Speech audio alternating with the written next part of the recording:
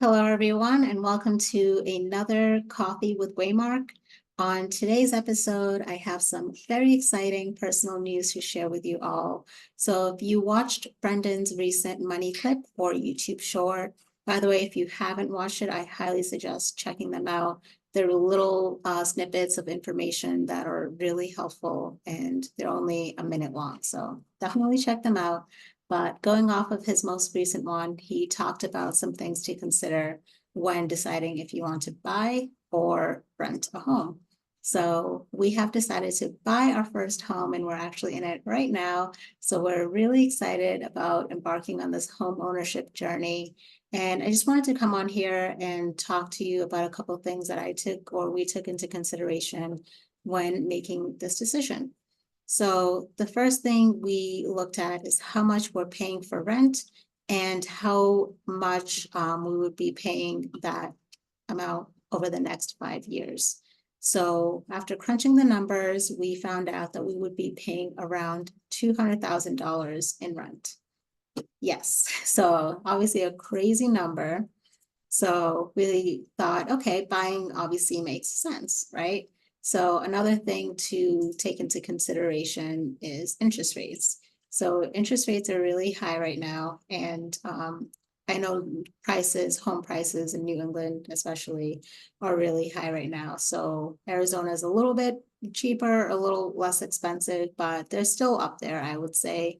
So we wanted to live in a safe neighborhood, a neighborhood where there would be younger families, smaller families, and we found that Gilbert would fit into that ideal scenario. So we looked at homes in Gilbert that fit within our budget, that fit within how much money we wanted to spend as far as a down payment, as far as how much we wanted to invest in this first home. And we also took a look at different lenders. So I cannot stress how important it is to look into different lenders and not just go with the first person or the first quote that you get, just because that might not be the lowest quote or lowest amount you can get. So highly recommend looking into different lenders, looking into bigger banks and credit unions, just doing your research and making sure that you are getting the best deal for you.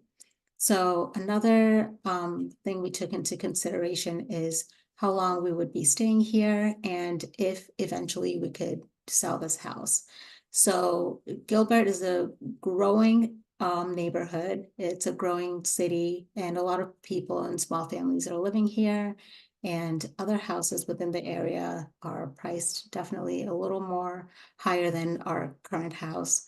So we took a look at that and saw that there's definitely potential to increase the value of this home, especially with doing small repairs and just fixing up general things.